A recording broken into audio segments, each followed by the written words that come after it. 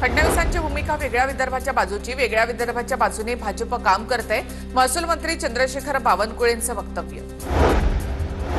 नागपूरच्या Radisson Blu हॉटेलमध्ये ठाकरेंच्या शिवसेनेच्या आमदारांची बैठक होणार आहे. सत्ताधाऱ्यांना घेरण्याच्या मुद्द्यावर चर्चा करण्यासाठी आदित्य ठाकरेंनी बैठक बोलावली. बैठकीत भास्कर जाधव, अनिल परब, आदित्य ठाकरे आमदारांना मार्गदर्शन करणार. लातूरच्या निलंगामध्ये महावितरणच्या कार्यालयासमोर शेतकऱ्यांचा ठिय्या. वीज वारंवार खंडित होत असल्यामुळे शेतकरी आक्रमक. पिकांना पाणी देण्यासाठी वीज पुरवठा सुरळीत करण्याची मागणी. बीड परळी राष्ट्रीय महामार्गावरील राजुरी फाटा परिसरामध्ये नागरिकांचा रास्ता रोको. रस्ता दुरुस्तीच्या मागणीसाठी ग्रामस्थ आक्रमक. अतिवृष्टीचे 1278 कोटी अनुदान वितरित. अडचणीच्या काळामध्ये धाराशिव जिल्ह्यातील शेतकऱ्यांना दिलासा. भाजप आमदार राणा जगजितसिंह पाटलांची माहिती.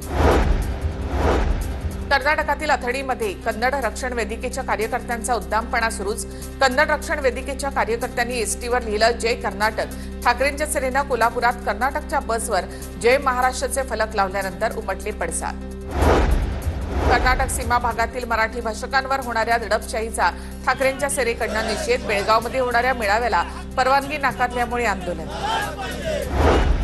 बेळगावमध्ये कर्नाटक नवनिर्माण सेनेच्या कार्यकर्त्यांनी महाराष्ट्राची बस थांबवून निषेध केला. कोल्हापुरात ठाकरेंच्या सेनेने कर्नाटकची बस थांबवल्यानंतर पडसाद उमटली. बेळगाव आणि निपाणीमधून महाराष्ट्रामध्ये येणाऱ्या बस बंद. महाराष्ट्र एकीकरण समिती आणि कन्नड रक्षण वेदिकेच्या वादाच्या पार्श्वभूमीवर बस बंद ठेवण्याचा निर्णय. कर्नाटक भाजपचे माजी आमदार अनिल बेनके यांनी लावलेले बॅनर कन्नड रक्षण वेदिकेच्या कार्यकर्त्यांनी फाडले. आमदारांच्या स्वागतासाठी अनिल बेनकेंनी बॅनर लावले होते. छत्रपती संभाजीनगर रेल्वे स्थानकावर डेमोक्रेटिक पार्टी ऑफ इंडियाचं आंदोलन. रेल्वे स्थानकाच्या नावाच्या पाटीवर उर्दूमधून छत्रपती संभाजीनगर लिहावं अशी आंदोलनकर्त्यांची मागणी. कोल्हापूर शहरामध्ये अतिक्रमण हटवण्याची मोहीम सुरू. सीपीआर चौक ते महावीर कॉलेजकडे जाणाऱ्या रोडवर कारवाई. रहदारीच्या रस्त्यावर अतिक्रमण करत बनवलेली घरं, शेड हटवली. बीड जिल्ह्यामध्ये वर्षभरात 365 शस्त्र परवाने रद्द. बीड हत्या प्रकरणामध्ये परवान्यांचा विषय चर्चेत. हत्या प्रकरणानंतर सुद्धा गोळीबाराच्या अनेक घटना समोर आल्या होत्या. सध्या बीड जिल्ह्यामध्ये 916 लोकांकडे शस्त्र परवाने. नाशिकच्या माळेगाव औद्योगिक वसाहतीमध्ये बर्नरच्या स्फोटामध्ये कामगारांचा मृत्यू. उपचारापूर्वीच कामगाराचा मृत्यू झाला. छत्रपती संभाजीनगरमध्ये 2 गटांमध्ये हाणामारी. मुलींचे फोटो काढल्याप्रकरणी वाद आणि मारहाण. क्रांती चौक पोलीस ठाण्यात गुन्हा दाखल. 35 ते 40 मुलांनी मारहाण केली. मुलीच्या वडिलांकडून गुन्हा दाखल.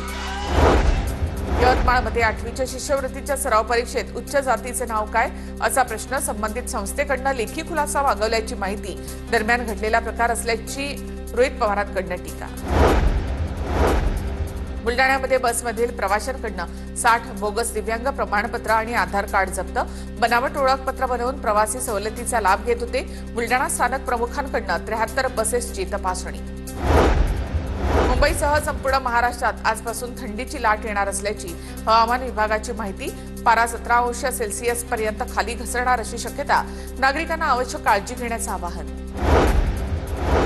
जागतिक महागाईच्या दबावाखाली पार्श्वभूमीवर नोव्हेंबर महिना ग्राहकांसाठी दिलासादायक ठरलाय. जागतिक पातळीवरील अन्नधान्य किमतींमध्ये सलग 3ऱ्या महिन्यामध्ये घट. दूध, खाद्यतेल, साखर आणि मांसाच्या किमती घसरल्या.